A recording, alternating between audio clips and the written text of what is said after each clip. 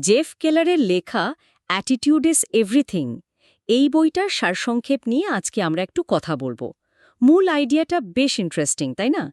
যে আমাদের চিন্তাভাবনা, আমাদের অ্যাটিটিউড এটাই নাকি জীবনের সবকিছু ঠিক করে দেয়। ঠিক বলেছেন। মানে বইটা কিন্তু বেশ সোজাসাপটা কথাই বলছে। এই সারসংক্ষেপটা যদি দেখি তাহলে দেখব তিনটে মূল ধাপের কথা বলা হয়েছে। এক, মাইন্ডসেট বা মানসিক প্রস্তুতি। দুই, আমরা কি বলছি মানে কথার শক্তি। আর ৩ নম্বর হলো কাজে নামা, অ্যাকশন নেওয়া। হুম। এই তিনটে দিক নিয়েই তাহলে কথা বলা যাক। প্রথমটা বলছেন মানসিক প্রস্তুতি। সফলতা শুরু হয় মনের ভেতরেই। এরকম একটা কথা আছে। তার মানে আমি যদি ভাবি আমি সফল, তাহলেই কি সফল হয়ে যাব? ব্যাপারটা কি এত সহজ? ঠিক সহজ না, তবে শুরুটা ওখানে। মানে কেলার জোর দিচ্ছেন ওই বিশ্বাসটা তৈরি করার ওপর যে আমি পারবো। এটা শুধু পজিটিভ থিঙ্কিং না, তার থেকেও একটু বেশি। আচ্ছা। নেগেটিভ চিন্তাগুলো যে আমাদের পেছনে টেনে ধরে, মানে অবচেতন মনে, সেটাকে ভাঙতে হবে। এটা অনেকটা ভিত শক্ত করার মতো ব্যাপার, মনের ভিত। বুঝলাম। মনের ভিত তৈরি হলো, কিন্তু এরপর যে বলছেন কথা বলার ধরন, মানে আমরা যা বলি সেটাও নাকি খুব ইম্পর্ট্যান্ট। কিভাবে? হ্যাঁ, খুবই ইম্পর্ট্যান্ট। সারসংক্ষেপ অনুযায়ী আমরা যে শব্দগুলো ব্যবহার করি, ধরুন সারা দিন যদি বলি এটা সম্ভব না, আমার দ্বারা হবে না, হুম। তাহলে কিন্তু আমাদের চিন্তাটাও সেদিকেই চলে যায়।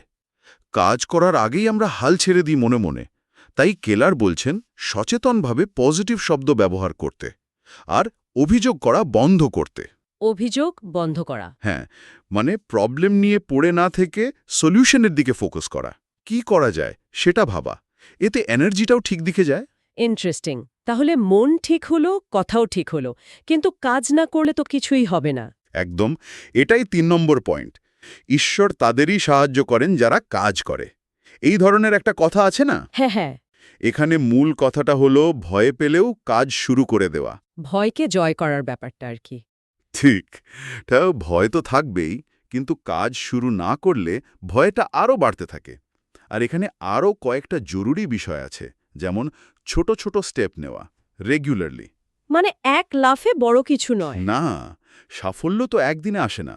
রোজ একটু একটু করে এগোনো।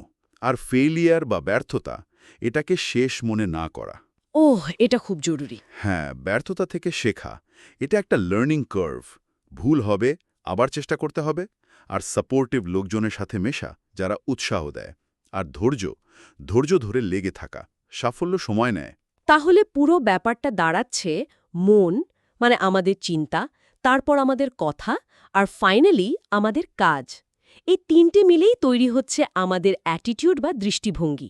একেবারে, এই তিনটে কম্বিনেশন। ওই যে কোটেশনটা ছিল, আপনার মনোভাবেই আপনার উচ্চতা নির্ধারণ করে, এটা আসলে এই পুরো প্যাকেজটাকেই বোঝাচ্ছে। একদম।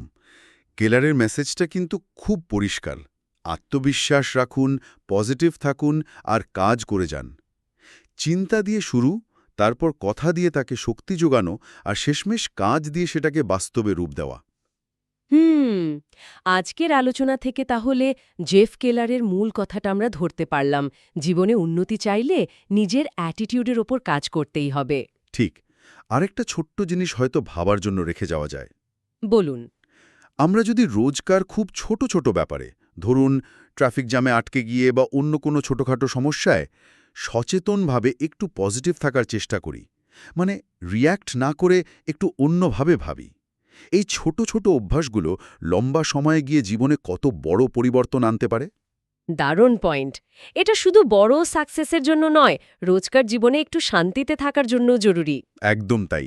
প্রতিদিনের মানসিক শান্তির বিষয়